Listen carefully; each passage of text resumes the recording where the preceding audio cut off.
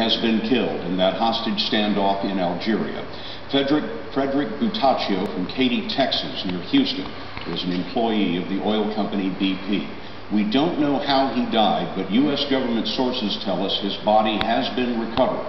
A top official says tonight that at least 6 Americans have survived, but others are still being held.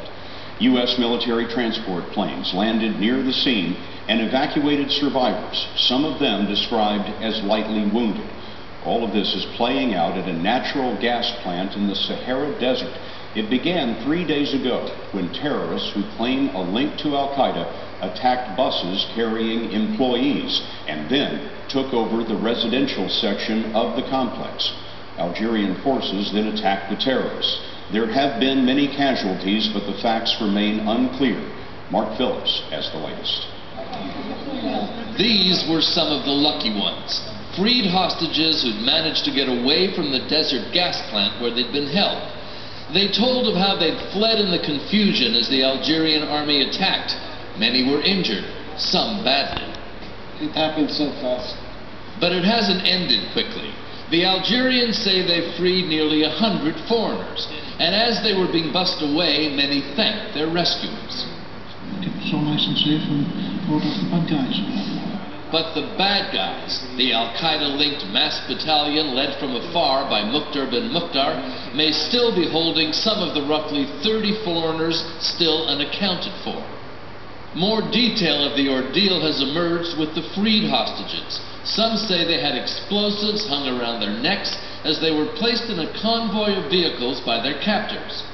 When the cars began to move, the Algerian army units surrounding the site feared the captives were being taken out of the compound and opened fire. Britain's Prime Minister, David Cameron, said the Algerians told him the incident didn't end there. This is a large and complex site, and they are still pursuing terrorists and possibly some of the hostages in other areas of the site. While Secretary of Defense Leon Panetta was in London meeting Cameron, a U.S. plane was evacuating wounded hostages, including at least one American, to a military hospital in Germany. Terrorists should be on notice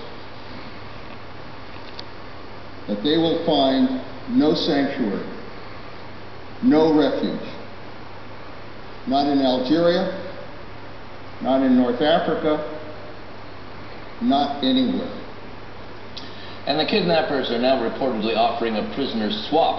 They say they'll release 2 Americans they say they're still holding if the U.S. releases 2 prisoners it's holding in U.S. prisons on terror convictions. And of course, Scott, they're still threatening further attacks.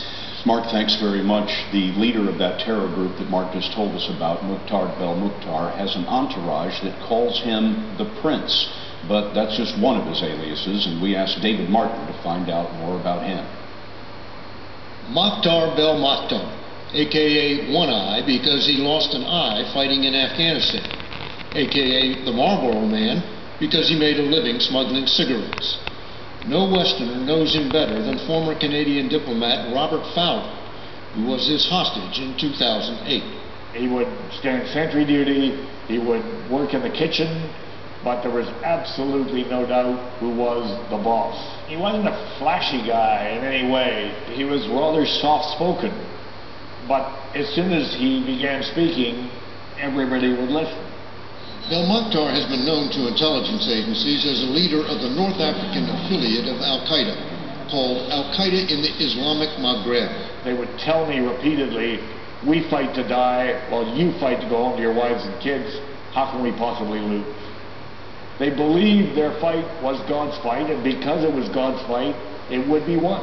They began under a different name, and in 1994 hijacked an airliner which was stormed by French commandos heading off a plan to blow it up over the Eiffel Tower.